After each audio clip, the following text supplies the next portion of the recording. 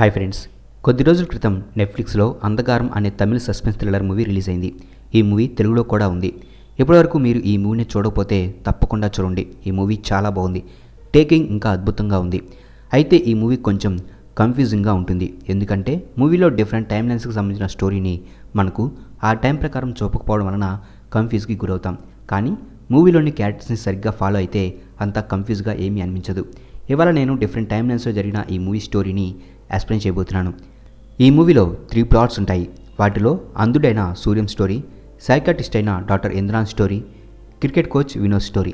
ముందుగా సూర్యంకి సంబంధించిన ప్లాట్ కనుక చూస్తే, ఇతనికి సంబంధించిన స్టోరీ 8 నెలల ముందు జరుగుతుంది. ఇతను ఒక అంధుడు. గవర్నమెంట్ లైబ్రరీలో క్లర్క్గా వర్క్ చేస్తూ ఉంటాడు. అలా అతను దాంట్లో పనిచేస్తూనే తన స్టడీస్ని కూడా కంటిన్యూ చేస్తూ ఉంటాడు. కానీ అతను అప్పటికే 2 సార్లు బోర్డ్ ఎగ్జామ్స్లో ఫెయిల్ అవుతాడు. దాంతో 3వ సారైనా పాస్ అవ్వాలని ప్రయత్నిస్తూ ఉంటాడు. అలాగే అతనికి కిడ్నీ ప్రాబ్లం కూడా ఉంటుంది. ఆపరేషన్కి 80,000 అవసరమవుతాయి. అతని దగ్గర అంత డబ్బులు ఉండవు. కానీ అతను ఉండే ఇల్లు చాలా పాతదైనప్పటికీ కూడా అది ఒక పెద్ద బంగ్లా. దాంతో ఆ హౌస్కి మార్కెట్లో మంచి డిమాండ్ ఉంటుంది. చాలామంది దాన్ని కొనడానికి వచ్చిన సూర్యం అతని తండ్రి గుర్తుగా దాన్ని ఎవ్వరికి కూడా అమ్మడు. అలాగే సూర్యం ఒక మీడియం, అంటే అతను ఆత్మలతో మాట్లాడగలడు. అలాగే అతను వాటికి హెల్ప్ చేయడానికి ప్రయత్నిస్తూ ఉంటాడు. అంతేకాకుండా సూర్యం తండ్రి ఒక పెద్ద మాంత్రికుడు. తండ్రి దగ్గర నుంచి అతను కొన్ని మంత్ర విద్యలు కూడా నేర్చుకుంటాడు. అతను 3rd టైం బోర్డ్ ఎగ్జామ్ రాయడానికి వచ్చినప్పుడు స్క్రైబ్గా అతని టీచరే వస్తుంది. అతను ఆ ఎగ్జామ్ని సరిగ్గా రాయలేకపోవడంతో అతడిని పాస్ చేయడానికి ఆమె ఆ ఎగ్జామ్ని ఓన్గా రాయాలని చూస్తుంది. కానీ సూర్యానికి అలా చీట్ చేసి పాస్ అవడం ఇష్టం ఉండదు. ఆ తర్వాత పూజ తన పాస్కి సంబంధించిన ఒక విషయాన్ని సూర్యానికి చెప్తుంది. ఆమె ఫాదర్ ఆర్టీవీ ఆఫీస్లో బ్రేక్ ఇన్స్పెక్టర్గా ఉండేవాడని, ఒకరోజు బైక్ హెల్మెట్ మర్చిపోవడంతో అతను తన కూతుర్ని హెల్మెట్ తీసుకురమ్మని అడుగుతాడు.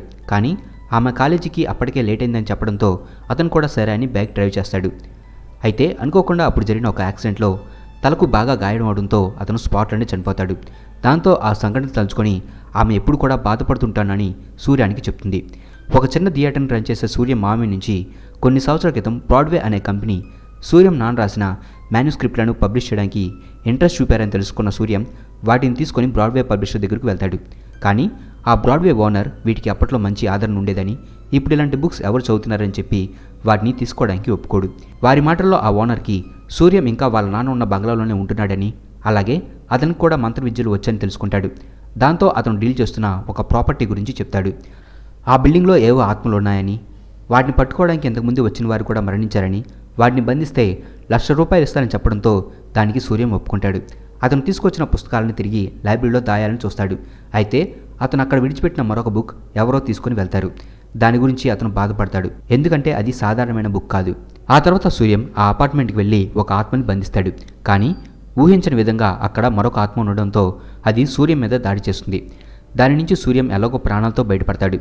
దాంతో ఆ స్పిరిట్ని పట్టుకోవడానికి మళ్ళీ వస్తారని ఆ పబ్లిషర్ చెప్పి అక్కడి నుంచి వెళ్ళిపోతాడు. ఆ తర్వాత ఒక బాటిల్ అతన్ని ఫాలో అవుతూ అతని ఇంటి వరకు వెళ్తుంది. అప్పుడు ఇంతకుముందు ఆ ఆత్మను పట్టుకోవడానికి వచ్చి చనిపోయిన ఒక మాంత్రికుడి ఆత్మ సూర్యంతో ఆ బాటిల్ తనకు సహాయం పడుతుందని, అలాగే అతడిని జాగ్రత్తగా ఉండమని చెప్తాడు.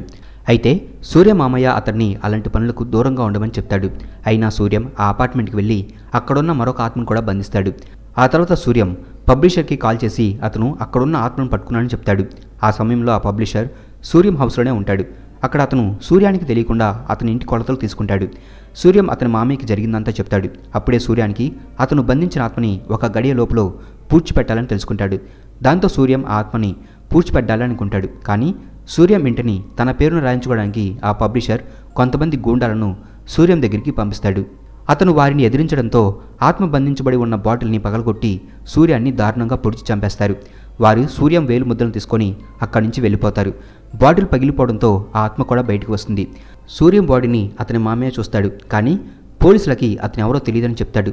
అలా చెప్తే తన ఐడెంటిటీ కూడా రివీల్ అవుతుందని అతను భయపడతాడు.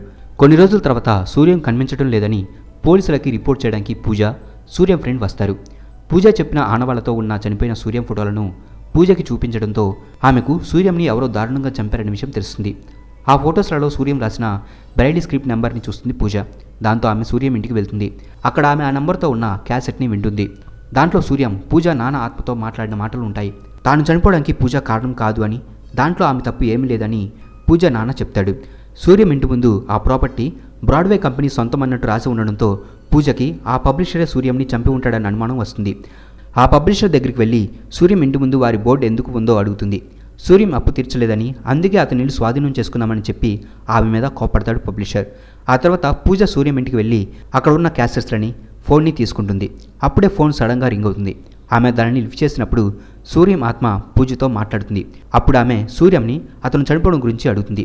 ఆ తర్వాత సూర్యం ఆత్మకు ఏమైందనేది మనకు ఆ తర్వాత తెలుస్తుంది. ఈ కథ రెండవ ప్లాట్ వచ్చేసి డాక్టర్ ఇంద్రాన్ స్టోరీ. 8 నెలల క్రితం డాక్టర్ ఇంద్రాన్ని అతని పేషెంట్ గన్తో కాల్చి ఆ తర్వాత అతను కూడా కాల్చుకొని చనిపోతాడు. డాక్టర్ ఇంద్రాన్ ప్రాణాలతో బయటపడతాడు, కానీ అతను కోమాలోకి వెళ్తాడు. అతను కోమాలో ఉన్న టైంలో అతను ఇంద్రాన్ క్లినిక్ని కొంటాడు. అయితే ఆ ప్లేస్లో ఆత్మలు ఉన్నాయని తెలిసి వాటిని బంధించడానికి సూర్యం సహాయాన్ని కోరతారు. ఆ తర్వాత సూర్యం దానిని బంధించడం, అతను చనిపోవడం జరుగుతాయి. కొన్ని నెలల తర్వాత కోమాలో నుంచి బయటకు వచ్చిన ఇంద్రాన్ తన ఫ్రెండ్ ద్వారా అతని వాయిస్ పోయిందని, అలాగే అతని పేషెంట్ తనని షూట్ చేయడానికంటే ముందుగా ఇంద్రాన్ ఇంటికి వెళ్ళి అతని ఫ్యామిలీ మెంబర్స్ కూడా చంపాడని తెలుసుకుంటాడు. అలాగే అతను ఇన్ని రోజులు కోమాలో ఉండడం వలన అతను ఫిట్గా లేని కారణంగా అతని మెడికల్ లైసెన్స్ని రద్దు కూడా చేస్తారు. అలాగే అతని క్లినిక్ వేరే వాళ్ళ సొంతమైందని కూడా తెలుసుకుంటాడు. అతని వాయిస్ పోవడం వలన ఇతరులతో మాట్లాడడానికి ఒక డివైస్ని యూజ్ చేస్తాడు. క్లినిక్ మెడికల్ లైసెన్స్ లేకపోవడంతో ఇంద్రాన్ అతని పేషెంట్స్లని వారింటికి వెళ్ళి ట్రీట్ చేయడం స్టార్ట్ చేస్తాడు. ఈ విషయం అతని ఫ్రెండ్కి తెలిస్తే కౌన్సిలింగ్కి ఇన్ఫార్మ్ చేస్తాడనే ఉద్దేశంతో అతనికి తెలియకుండా జాగ్రత్త పడతాడు. అలాగే అతను ట్రీట్ చేసే పేషెంట్స్లలో సడన్ ఇంప్రూవ్మెంట్ కనిపిస్తుంది. వారిలో ప్రదీప్ కూడా ఉంటాడు. ప్రదీప్ సూర్యం టీచర్ అయిన పూజకి తమ్ముడు. ప్రదీప్కి ఒక ఫ్రెండ్ కూడా ఉంటాడు, అతనే వినోద్. వినోద్ ప్రదీప్ని చూడడానికి పూజ ఇంటికి వెళ్తాడు. అక్కడ వినోద్ ఇంతకుముందు ప్రదీప్కి గిఫ్ట్గా ఇచ్చిన ఒక బుక్ని చూస్తాడు. ఆ బుక్ మరేదో కాదు, సూర్యం లైబ్రరీలో దాచిన బుక్స్లలో నుంచి దొంగలించబడిన బుక్. ఆ బుక్లో అతను గిఫ్ట్గా ఇచ్చినట్టున్న పేపర్ని చింపేస్తాడు. అతను ఎందుకు అలా చేస్తాడన్నది మనకు ఆ తర్వాత తెలుస్తుంది. అదే సమయంలో ప్రదీప్ తనంతకు తాను లేచి వినోద్ ముందు నించుంటాడు. అయితే అది ఇంపాసిబుల్. ప్రదీప్ తనంతకు తాను కదలలేడు. ప్రదీప్ అలా సడన్గా లేచి నుంచోవడంతో పూజ డాక్టర్ ఇంద్రాన్కి కాల్ చేసి చెప్తుంది. అక్కడ వచ్చిన ఇంద్రాన్ వినోద్ని చూసి అతని విజిటింగ్ కార్డ్ని ఇస్తాడు. ఇంద్రాన్కి తెలియకుండా అతన్ని ఫాలో అయిన అతని ఫ్రెండ్ ఇంద్రాన్ పేషెంట్స్ అందరిలో ఇంప్రూవ్మెంట్ని చూస్తాడు. కానీ వారందరూ కూడా ఒకేలాగా బిహేవ్ చేయడంతో ఇంద్రాన్ వారిని ఎప్పుడైనా చేశాడని కనిపెడతాడు. ఈ విషయాన్ని ఇంద్రాన్ని ట్రీట్ చేస్తున్న డాక్టర్తో చెప్తాడు. కానీ ఆ డాక్టర్ని కూడా ఇంద్రాన్ అప్పటికే హిప్నటైజ్ చేయడంతో అతను ఇంద్రాన్ ఫ్రెండ్ని చంపేస్తాడు. ఆ తర్వాత ఇంద్రాన్ పేషెంట్స్ కూడా సూసైడ్ చేసుకొని చనిపోతారు. మరి ఇంద్రాన్ ఏమయ్యాడనేది ఆ తర్వాత చూద్దాం. ఇక మూవీలో చివరి ప్లాట్ వచ్చేసి వినోద్ స్టోరీ. వినోద్ చిన్నపిల్లలకి క్రికెట్ కోచ్గా ఉంటాడు. అతని హౌస్లో ఉన్న టెలిఫోన్ రిపేర్ అవడంతో టెలిఫోన్ కంపెనీ ఒక ఫోన్ని రీప్లేస్ చేస్తారు. అప్పటి నుంచి ఆ హౌస్లో సూపర్ న్యాచురల్ థింగ్ ఏదో ఉందని అతను ఫీల్ అవుతూ ఉంటాడు. ఆ తర్వాత అతను పూజని కలవడం, అక్కడ ఆమె ఇంట్లో ప్రదీప్ సడన్గా లేగడం, అలాగే ఇంద్రాన్ నెంబర్ తీసుకోవడం జరుగుతాయి. ఒకరోజు అతని గర్ల్ ఫ్రెండ్ అయిన మానసి అతని ఇంటికి వచ్చినప్పుడు వినోద్ అగ్రెసివ్గా బిహేవ్ చేయడంతో ఆమె ఆ ప్లేస్ని వదిలి వెళ్ళిపోతుంది. వినోద్ బర్త్డే గిఫ్ట్గా ఇచ్చిన ఆ బుక్ని చదవడం వలనే ప్రదీప్ ఇలా అయ్యాడని వినోద్ బాధపడుతూ ఉంటాడు. ఆ తర్వాత మానసి వినోద్ని ఎవరైనా సైకాట్రిస్ట్ని కలవమని చెప్తుంది. ఈ సంఘటనలన్నీ జరిగేటప్పటికీ ప్రదీప్ కూడా ప్రాణాలతోనే ఉంటాడు. మానసి చెప్పడంతో అతను ఇంద్రానికి ఫోన్ చేసి అపాయింట్మెంట్ని తీసుకుంటాడు. ఆ తర్వాత అతనికి 11 గంటలకి ఒక కాల్ వస్తుంది. దాంట్లో ప్రదీప్ వినోద్ తనకు ఆ బుక్ ఇవ్వాల్సింది కాదు అని, ఇప్పుడు నువ్వు కూడా తప్పించుకోలేవని చెప్తాడు. అతను తన కోచింగ్ని పూర్తి చేసుకొని తిరిగి ఇంటికి వచ్చినప్పుడు పూజ వినోద్కి ఫోన్ చేసి ప్రదీప్ ఉదయం 10:15కి చనిపోయాడన్న విషయం చెప్తుంది.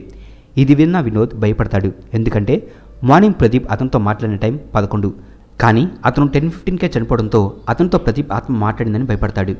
ఆ తర్వాత వినోద్ ప్రదీప్ చనిపోయాడన్న న్యూస్ని అతని ఫ్రెండ్స్కి, రిలేటివ్స్కి ఫోన్ చేసి చెప్తూ ఉంటాడు. అలా సరిగ్గా 8 గంటలకి ఒక నెంబర్కి ఫోన్ చేస్తాడు వినోద్. అప్పుడు అవతల ఫోన్ తీసిన వ్యక్తి ప్రదీప్కి నువ్వు ఆ బుక్ ఇవ్వడం వల్లనే అతను చనిపోయాడని అంటాడు. దానికి నువ్వెవరని వినోద్ అడగ్గా అతను డోర్ తీయమని చెప్తాడు. అప్పుడు అక్కడికి మానసి వస్తుంది. వినోద్కి 8 గంటలకి డాక్టర్ ఇంద్రాన్ అపాయింట్మెంట్ ఉండడంతో ఆమె అక్కడికి వస్తుంది. కానీ ఇంద్రాన్ వినోద్ని మీట్ అవడానికి రాడు. దాంతో మానసి వినోద్ అసలు అపాయింట్మెంటే తీసుకోలేదని అనుకుంటుంది. ఆ తర్వాత వినోద్ జరిగిందంతా మానసికి చెప్తాడు. అయితే ఆమె కూడా 10 గంటలకు చనిపోయిన వాడు 11 గంటలకి ఎలా కాల్ చేస్తాడని అడుగుతుంది. ఇదంతా అతను ఇమాజిన్ చేసుకుంటున్నాడని అనుకుంటుంది మానసి. డాక్టర్ ఇంద్రాన్ 8 గంటలకి రాకపోవడంతో వినోద్ దగ్గర ఇంద్రాన్ నెంబర్ తీసుకొని కాల్ చేస్తుంది. కానీ ఆ ఫోన్ స్విచ్ ఆఫ్ అయి ఉంటుంది. ఆ తర్వాత ప్రతిరోజు వినోద్కి గుర్తు తెలియని వ్యక్తి నుంచి కాల్స్ వస్తూ ఉంటాయి. దీంతో విసుగు చెందిన వినోద్ అతని నెంబర్ని ట్రేస్ చేసి ఆ నెంబర్ ద్వారా అతను ఉండే ఇంటిని కనిపెడతాడు. అయితే ఆ ఇల్లు మరేదో కాదు, అది సూర్యం ఇల్లు. కానీ ఆ హౌస్లో ఎవరు కూడా ఉండరు. వినోద్ ఆ ఇంటి ఫోన్ నెంబర్ని మానసికి ఇచ్చి సరిగ్గా 7 నిమిషాల తర్వాత కాల్ చేయమని చెప్తాడు. కానీ ఆ హౌస్లో ఎలాంటి ఫోన్ కూడా రింగ్ అవ్వదు. దీంతో ఫోన్ ఎందుకు చేయలేదని మానసిని అడుగుతాడు వినోద్. అయితే ఆమె ఫోన్ చేశానని, అవతల వ్యక్తి నీ ప్రాణాలకు ప్రమాదం ఉందని ఏదేదో మాట్లాడుతున్నానని చెప్తుంది. ఆ తర్వాత వినోద్కి కాల్స్ వస్తూ ఉంటాయి. అలాగే అతనికి వినోద్ చేసే పనుల గురించి కూడా తెలుస్తాయి. వినోద్ వెళ్ళిన ఆ ఇల్లు తన ఇల్లు కాదని, నువ్వు ఒక పిరికివాడివని అతను వినోద్తో అంటాడు.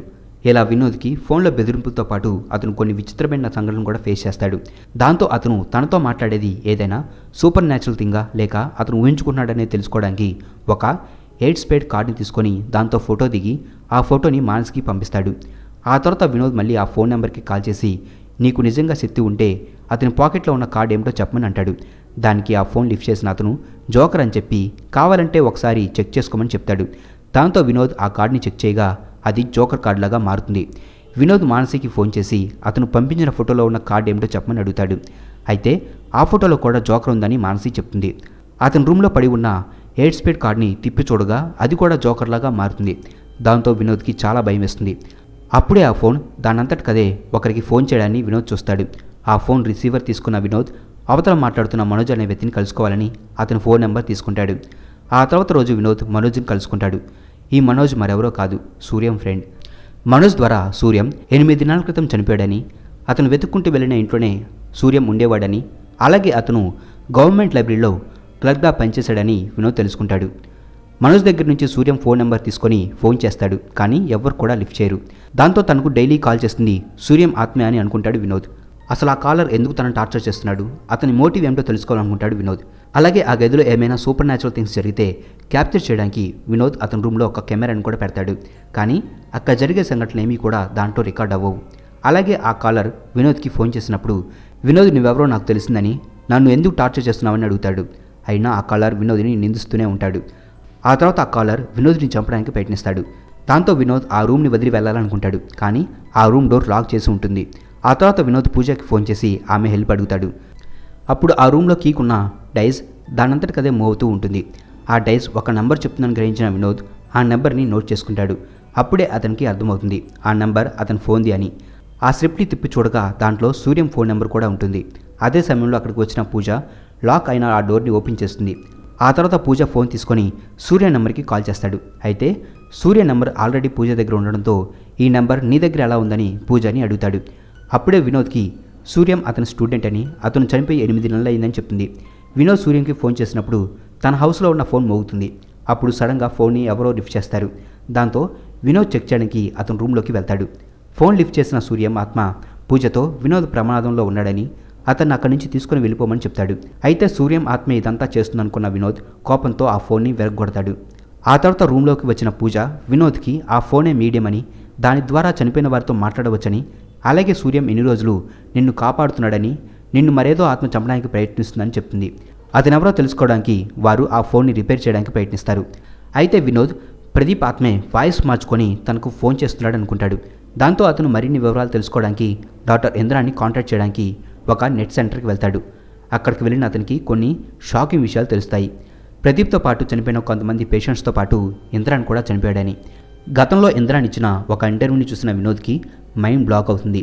ఎందుకంటే అతనికి ఫోన్ చేస్తున్న ఆత్మ వాయిస్ అలాగే డాక్టర్ ఇంద్రాన్ వాయిస్ ఒకేలా ఉండడంతో వినోద్కి ఆ డాక్టర్ ఇంద్రానే తనకు ఇన్ని రోజులు ఫోన్ చేసి టార్చర్ చేశాడనే విషయం తెలుస్తుంది.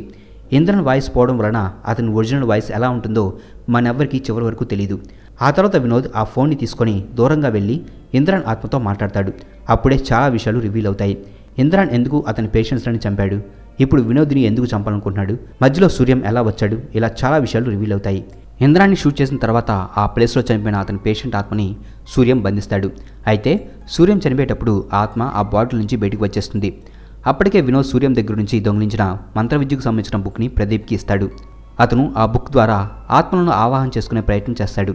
అప్పుడే ఆ బాటిల్ నుంచి తప్పించుకున్న ఆత్మ ప్రదీప్ శరీరంలోకి వెళ్తుంది. అయితే తన బుక్ వల్లే ఇలా జరిగిందనే ఉద్దేశంతో సూర్యం వినోద్ నన్నా కాపాడాలని ఆ ఫోన్ని వినోద్ ఇంట్లోకి వచ్చేలాగా చేసుకుంటాడు. వినోద్ ఇంద్రాన్ దగ్గర అపాయింట్మెంట్ తీసుకుంటున్న టైంలోనే అతని పేషెంట్స్ అందరూ కూడా సూసైడ్ చేసుకుని చనిపోతారు. డాక్టర్ ఇంద్రాన్ అతనికి అతని ఫ్యామిలీకి జరిగింది గుర్తుపెట్టుకొని అలాంటి పేషెంట్స్ వల్ల సమాజానికి హాని అని చెప్పి వారిని చంపుతాడు. అదే సమయంలో ఆ అపార్ట్మెంట్లోనే ఉన్న ప్రదీప్లోని ఇంద్రాన్ పేషెంట్ ఆత్మ అదును చూసుకుని సరిగ్గా డాక్టర్ ఇంద్రాన్ మీదకి దూకడంతో ఇంద్రాన్ కూడా మరణిస్తాడు. ఆ విధంగా అతను ఆత్మగా మారతాడు. ఇంద్రాన్ చివరిసారిగా వినోద్కి అపాయింట్మెంట్ ఇవ్వడంతో వినోద్ హౌస్లో ఉన్న ఫోన్ని తన స్వాధీనంలోకి తెచ్చుకొని వినోద్ని కూడా చంపడానికి చూస్తాడు. అయితే వినోద్ రూమ్లోనే ఉన్న సూర్యం ఆత్మ వినోద్కి హెల్ప్ చేస్తూ ఉంటుంది. ఇంద్రాన్ వినోద్ని చనిపోమని ఇక్కడ నిన్ను కాపాడడానికి ఎవరు లేరని చెప్తాడు. అయితే అప్పుడే సూర్యం ఆత్మ వినోద్ శరీరంలోకి ప్రవేశిస్తుంది. ఇంతకుముందు డిప్రెషన్లో ఎప్పుడు సాడ్గా ఉన్న అతను ఇప్పుడు బ్రతకాలనే కోరికతో ఉన్నాడని, నీ వల్ల మంచి జరిగింది ఇదొక్కటే అని, ఇక ఇతన్ని వదిలి వెళ్ళిపోమని సూర్యం ఇంద్రానికి చెప్తాడు. అయినా అతను వినడు. దాంతో సూర్యం ఆ ఫోన్ని డిస్మాంటిల్ చేయడంతో సూర్యం అలాగే డాక్టర్ ఇంద్రాన్ ఆత్మలు వెళ్ళిపోతాయి. ఇక వారు బయట వాళ్ళతో కాంటాక్ట్ చేయడం కుదరదు. అలాగే సూర్యం చనిపోయిన కొన్ని రోజుల తర్వాత సూర్యం టెలిఫోన్ పూజ ద్వారా అతన్ని చంపిన ఆ పబ్లిషర్ దగ్గరికి వెళ్తుంది. అప్పుడు సూర్యం ఆ ఫోన్ సాయంతో ఆ పబ్లిషర్ని చంపేస్తాడు. సో ఇది ఫ్రెండ్స్ అంధకారం స్టోరీ. మీకు ఈ మూవీలో ఇంకా ఏమైనా డౌట్స్ ఉంటే కింద కామెంట్ బాక్స్లో రాయండి, నేను మీకు తప్పకుండా రిప్లై ఇస్తాను. మా ఈ వీడియో మీకు నచ్చినట్లయితే ప్లీజ్ లైక్ చేయండి, షేర్ చేయండి. మా ఛానల్ని మీరు ఇంకా సబ్స్క్రైబ్ చేసుకున్నట్లయితే ప్లీజ్ మా ఛానల్ని సబ్స్క్రైబ్ చేసుకోండి. అలాగే మా వీడియోస్ నోటిఫికేషన్ రూపంలో మీకు ఎప్పటికప్పుడు అప్డేట్స్గా రావాలంటే పక్కనున్న బెల్ ఐకాన్ క్లిక్ చేయండి. Thanks for watching.